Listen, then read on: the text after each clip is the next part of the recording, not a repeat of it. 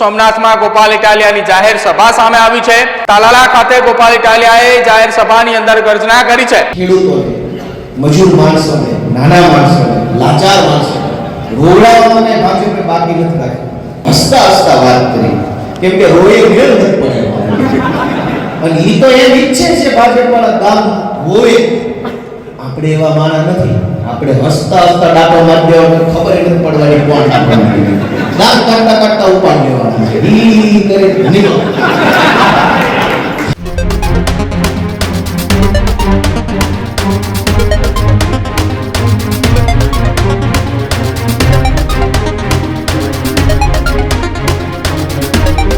સમાચાર ગુજરાતની રાજનીતિને લઈને સામે આવી રહ્યા છે કે જ્યાં આમ આદમી પાર્ટીએ ગુજરાતની અંદર સદસ્યતા અભિયાનને તેજ બનાવ્યું છે।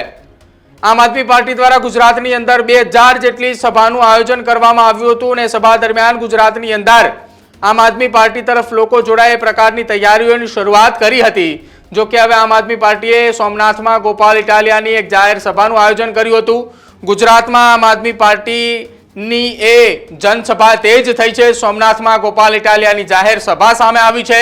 તાલાલા ખાતે ગોપાલ ઇટાલિયાએ જાહેર સભાની અંદર ગર્જના કરી છે। ભાજપ સામે આક્રમકતા સાથે તેમને નિવેદન આપ્યું છે। ખેડૂતો અને અનેક રાજકીય પક્ષ સાથે જોડાયેલા એ નાના તાલુકા અને ગ્રામ્ય પક્ષના નેતાઓ આમ આદમી પાર્ટીમાં જોડાયા। પ્રવીણ રામની આગેવાનીની અંદર આ જાહેર સભાનું આયોજન કરવામાં આવ્યું હતું અને સભામાં મોટા ભાગે ખેડૂતોએ આમ આદમી પાર્ટી સાથે જોડાયા છે। જો કે ગોપાલ ઇટાલિયાએ આક્રમક અંદાજ સાથે કહ્યું કે તમારા તમામના સમર્થનની અંદર આમ આદમી પાર્ટીના યુવા નેતાઓ એ તમારા સમર્થનની અંદર છે। અત્યાર સુધી ગુજરાતની રાજનીતિની અંદર જે કંઈ પણ થયું, પરંતુ હવે આવનારા સમયની અંદર ગુજરાતની રાજનીતિમાં આમ આદમી પાર્ટીએ તમારા માટે છે, તમારા હિત માટે લડશે। ભણેલા ગણેલા ઉમેદવારોએ મેદાને ઉતારવાના છે અને તમામે જગ્યાઓ પર યુવા ઉમેદવારો મેદાને હશે, જેના કારણે તમામ લોકોને તાલાલા ખાતે આમ આદમી પાર્ટીના વિસાવદરના ધારાસભ્યએ ગોપાલ ઇટાલિયાના સમર્થનની અંદર જ્યારે લોકો એકઠા થયા હતા, ત્યારે જ્યારે આપના સમર્થનની અંદર આ મોટી સભાનું આયોજન કરવામાં આવ્યું હતું। એ સભામાં તમામ લોકોને સાથ અને સહકાર આપવા અને સાથે જ આવનારી 27મી ચૂંટણીમાં આમ આદમી પાર્ટી પર ભરોસો મૂકવા માટે ગોપાલ ઇટાલિયાએ ત્યાંથી નિવેદન આપ્યું હતું। જો તાલાલા ખાતેથી ગોપાલ ઇટાલિયાએ એ પ્રવીણ રામ સહિત મોટી સંખ્યામાં જનમેદની ઉપસ્થિત હતી, ખેડૂતોની હાજરી હતી। આ તમામની વચ્ચે ગોપાલ ઇટાલિયાએ તાલાલા ખાતેથી ગર્જના કરી અને ભારતીય જનતા પાર્ટી પર આક્રમકતા સાથે તેઓ જે વરસ્યા છે કે જેને લઈને ત્યાં ઉપસ્થિત તમામ લોકોએ પણ તાળીઓનો ગળગળાટ કર્યો હતો। હસતા હસતા વાત કરી, કેમ કે રોએ મેળ નથી પડ્યો અને ઈ તો એમ ઈચ્છે છે ભાજપ વાળા ગામ હોય।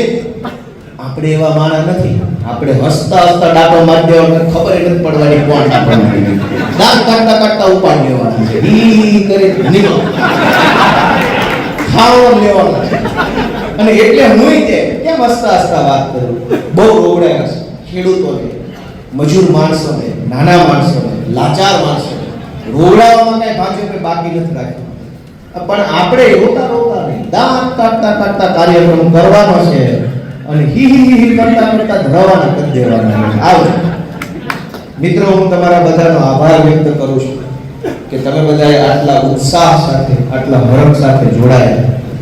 અમે બધાએ બહુ સંઘર્ષ કરી રહ્યા છે। પ્રવીણભાઈ રામ, રાજુભાઈ કરબડા, રાજુભાઈ સોલંકી, અમારા સાગરભાઈ રબારી, ઈશુદાનભાઈ ગઢવી, અમારા પ્રવીણભાઈ આપણા અહીંયા બેઠા છે રામ, અમારા હેમંતભાઈ ખવા, અમારા ચૈતરભાઈ વસાવા, આ આખી ટીમ છે।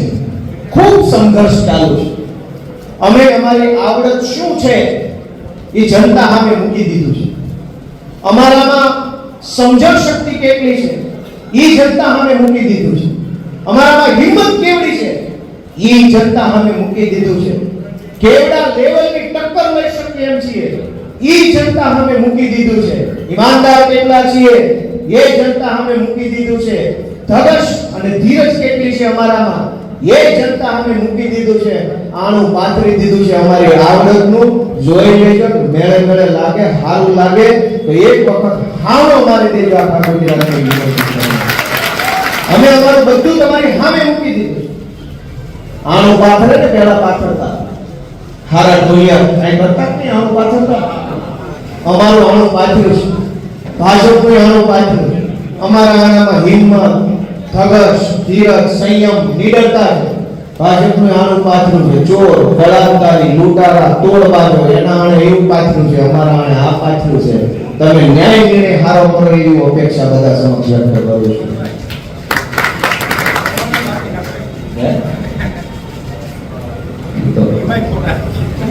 એટલે આજે આ માધુપુર ગામની સભામાં આપ સૌ આટલા હરખ સાથે આવ્યા, ઉત્સાહ સાથે આવ્યા, અમારું સ્વાગત કર્યું, અમારી હિંમત વધારી, અમને બળ આપ્યું. એ બદલ ઉપસ્થિત તમામ સમાજના, બધી જ્ઞાતિના બધા આગેવાનો, યુવાનોનો બે હાથ જોડીને આભાર વ્યક્ત કરું છું બધાને. અમારા માનનીય નેતા પ્રવીણભાઈ રામ, અમારા માનનીય નેતા દેવેન્દ્રભાઈ સોલંકી, વિપુલભાઈ, રામભાઈ, નવા જોડાનાર સૌ મિત્રો, અમારા ભીમસિંહભાઈ જૂના જાણીતા, આ બધા મિત્રોનો હું હૃદયપૂર્વક ખૂબ ખૂબ આભાર વ્યક્ત કરું છું.